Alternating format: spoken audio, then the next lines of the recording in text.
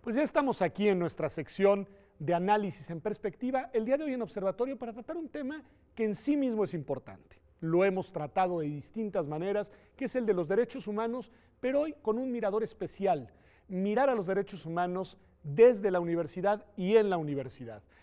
Pues bueno, ¿qué tal? ¿Qué les parece, Alfredo, si empezamos? Tú eres el defensor de los derechos universitarios aquí de la Universidad Nacional Autónoma de México, y valdría la pena empezar por ahí, porque nos cuentes qué es este proyecto institucional, de dónde viene y cuál ha sido su relevancia en la vida de nuestra universidad. Muy bien, gracias Pedro por la invitación, Guadalupe. La Defensoría de los Derechos Universitarios es una institución universitaria que en este mes está cumpliendo 30 años de su creación. Es anterior a la Comisión Nacional de Es anterior a la Comisión Nacional de Derechos Humanos, y de hecho de la idea de la creación de la Defensoría de los Derechos Universitarios, pues fue el antecedente de la Comisión Nacional de Derechos Humanos, ¿no? Hay que decir que en las dos, pues fue una idea del doctor Jorge Carpizo. Y lo que vio el doctor Carpizo como rector en la universidad fue la necesidad de crear un organismo que defendiera los derechos de los universitarios. ¿Ante quién? Es decir, los derechos humanos de los universitarios ante... Los derechos de los universitarios ante la autoridad. Ante la autoridad universitaria. Ante la autoridad universitaria, y bajo una perspectiva a mí me parece muy inteligente del doctor Carpizo.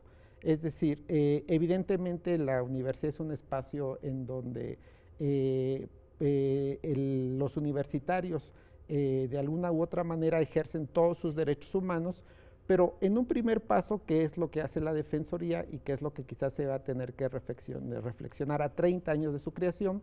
En un primer paso se encarga de ver la violación de los derechos universitarios, entendiendo de los profesores, entendiendo de los estudiantes, ante la violación de lo que tengan que ver, por ejemplo, con el tema de una revisión de una prueba de un estudiante, ¿no? O sea, muy cantonados a derechos relacionados con su actividad, ya sea como profesores o ya sea como estudiantes, ¿no? Me parece muy bien. Creo que vamos regresando, y si les parece vamos como ampliando, digamos, dos perspectivas, porque los derechos humanos están presentes en esta institución universitaria, que vale la pena que más nos cuente Alfredo en los hechos que enfrenta, pero también están en otras instancias. Y tú, Guadalupe, has tenido presencia, digamos, en varias de ellas, hoy en el Programa Universitario de Derechos Humanos, pero me gustaría primero que nos cuentes otro de los espacios en los que los derechos humanos tienen y han tenido una presencia universitaria, que es estas famosas clínicas de derechos humanos. ¿Qué es esto? Mira, yo llegué al Programa de Derechos Humanos por invitación del doctor de la Barreda hace un poquito más de 3 años, no es cierto, 2 y medio. Okay. Que es el titular del programa. Y la razón por la que me invitó es porque él, cuando inició el programa, hace 3 años y medio, quería hacer un espacio docente para que los estudiantes de Derecho de la UNAM tuviesen un espacio para hacer práctica forense de la implementación de los derechos humanos y para asumir la defensa de personas que no tienen posibilidad de acudir a un abogado. Okay. Siempre sobre temas de derechos humanos. Así es. ¿Y cómo ha funcionado esta clínica, digamos? ¿Cuál ha sido su evolución? ¿Cuáles son sus características? Y luego, más adelante, vamos viendo casos. Mira, la clínica tiene unos retos enormes por el diseño institucional en el que nos encontramos. Una clínica normal que tú puedes encontrar en posiblemente más de 100 países en el mundo, en las escuelas de derecho. Es común que las escuelas de derecho en el mundo tengan este tipo de clínicas. Es muy común. Te interrumpo un segundo. Si entendí bien, tienen una doble finalidad. Por un lado, una finalidad propiamente, digamos, didáctica, de formación pedagógica. Así es. Y por el otro lado, una finalidad, una vocación de servicio social en materia de derechos humanos. Correcto. Bueno, digamos, hay muchas clínicas de muchos tipos diferentes que puedes encontrar para especializar a los estudiantes o para darles práctica en algún área específica del derecho que no necesariamente tiene un compromiso de servicio. La clínica que tenemos en el programa nació con un compromiso de servicio y específicamente para desarrollar un campo de trabajo en la práctica así en el terreno, de qué significa ejercer derechos humanos.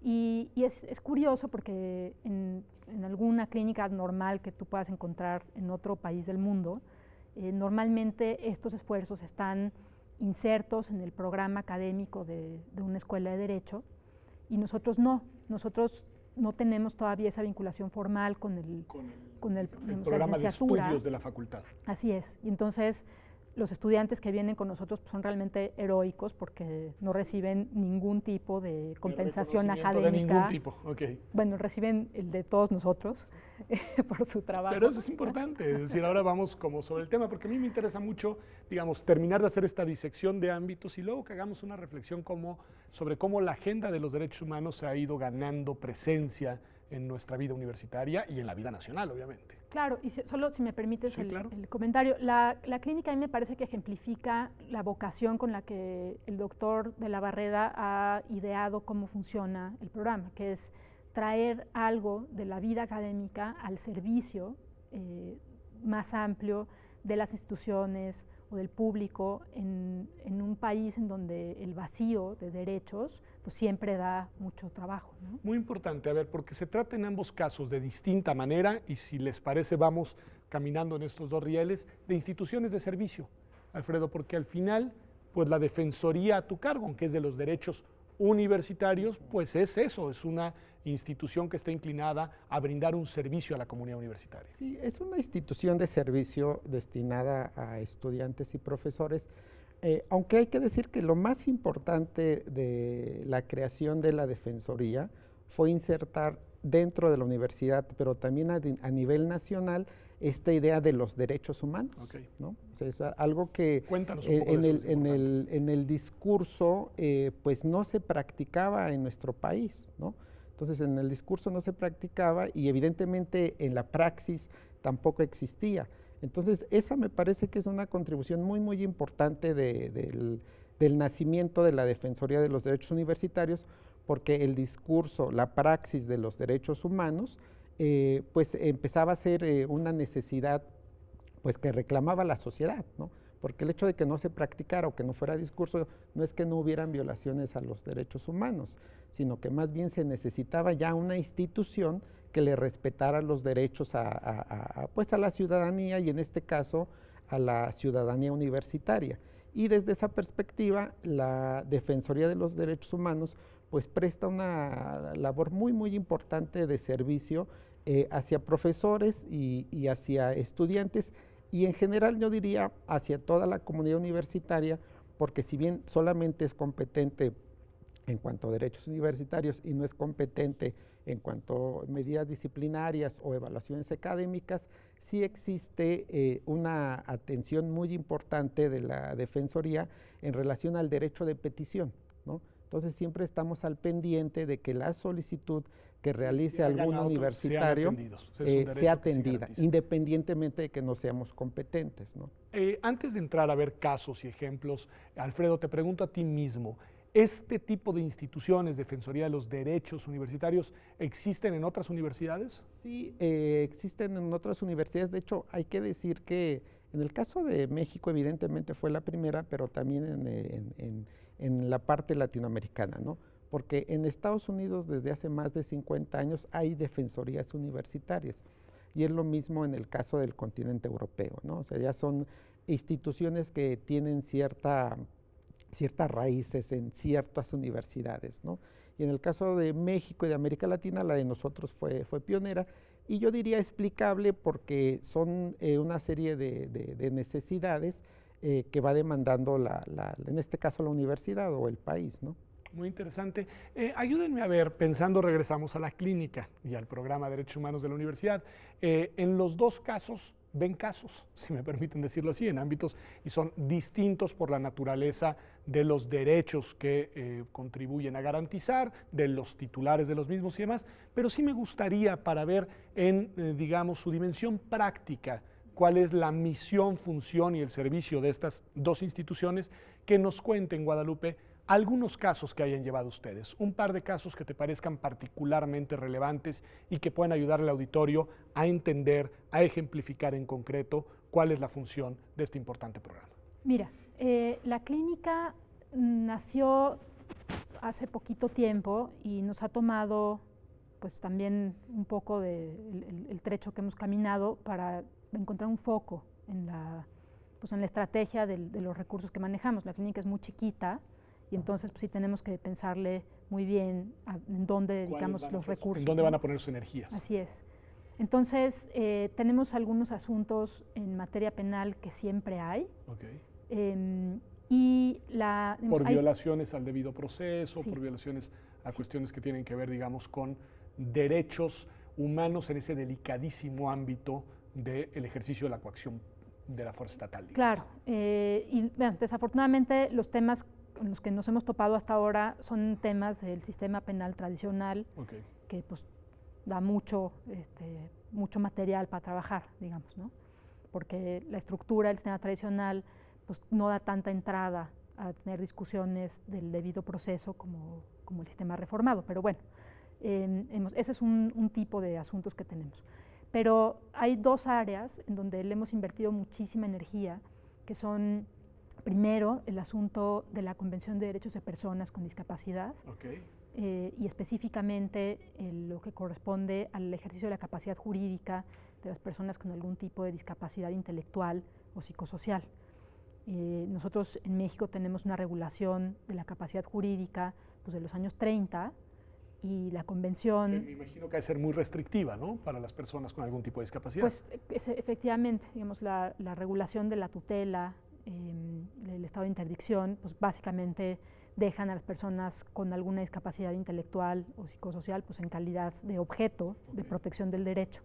La Convención de Derechos de Personas con Discapacidad, pues digamos, en pocas palabras prohíbe el juicio de interdicción. Entonces, estamos explorando con los casos que tenemos formas de hacer que esa prohibición tenga un resultado efectivo para los derechos de las personas en el ámbito civil, ¿no?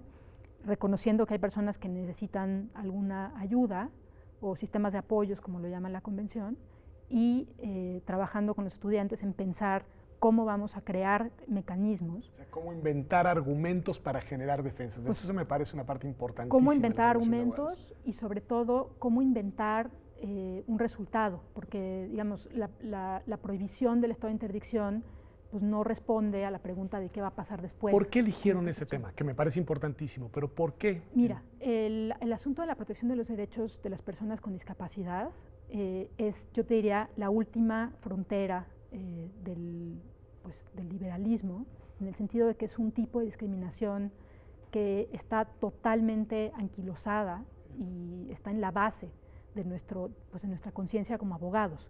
Yo recuerdo cuando yo estudié la licenciatura en la facultad, aprendí del estado de interdicción, pues no sé, mi segundo día de clase de Derecho Civil, ¿no? Y justamente por eso parece que es una cosa que asumimos como normal, como un hecho dado del orden jurídico, pero pues en realidad no tiene por qué ser así, ¿no? Eso por una parte. Y si me permites brincar un poco a la discusión sobre la defensoría, nosotros, por ejemplo, pues de repente nos enteramos de asuntos de personas, estudiantes, que quieren hacer algo respecto de su acceso a servicios o… Dentro de la propia universidad. Dentro de la propia universidad. Pero nosotros no podemos intervenir en esos casos. Entonces, ¿no? Canalizan hacia acá los temas, digamos, Así hacia es. Rosina. Y entonces, ¿cuáles son los temas en concreto que te llegan? ¿Qué es lo que más te llega, Alfredo? Bueno, mira, déjame hacer una referencia en tres partes muy rápida, ¿no? El día a día, las estadísticas y algunos casos. En el día a día, a la Defensoría llegan entre 6 a 10 personas a hacer una consulta, ¿no? O buscar una asesoría, la cual puede venir en queja, ¿no? Entonces, en ese día a día incluso van trabajadores administrativos, ¿no? Entonces, en el caso de ellos, los canalizamos a la instancia adecuada. Estadísticamente, la mayoría de las quejas que se abren son de estudiantes, ¿no? Están estos dos universos, profesores, académicos, estudiantes, pero la mayoría de las quejas son de estudiantes. Son estudiantes.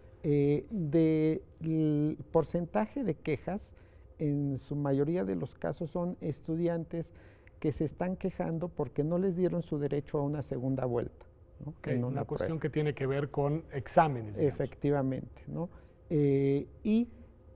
Recientemente un tema muy importante que se está viendo en la Defensoría, que no estaba en la competencia original de la Defensoría, pero debido a un protocolo de género lo tenemos, tiene que ver con temas de acoso. Importantísimo tema, ¿no? En cualquier institución, pero más obviamente en una universidad. Temas de acoso estrictamente escolar o temas de acoso sexual, ¿no?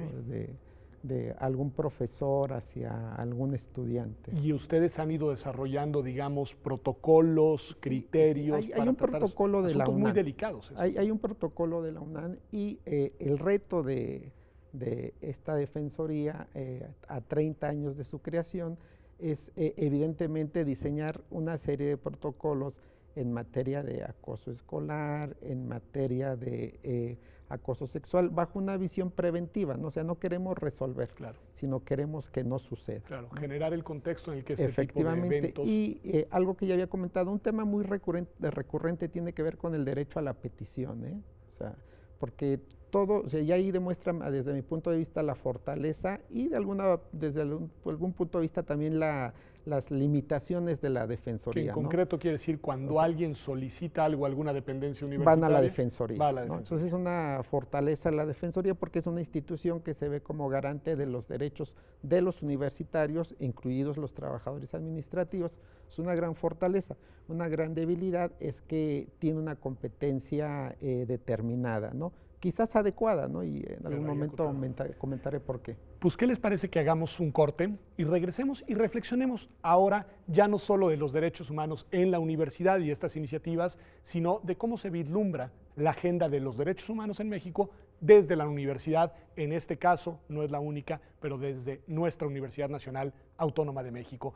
Vamos a un corte y ya volvemos. Estamos hablando de este tema que, como usted puede ver, tiene que ver obviamente con lo que sucede dentro de nuestra casa de estudios, pero tiene una vinculación directa, fundamental, con lo que sucede en la vida cotidiana de todas las personas en el país. Esto es Observatorio, regresamos.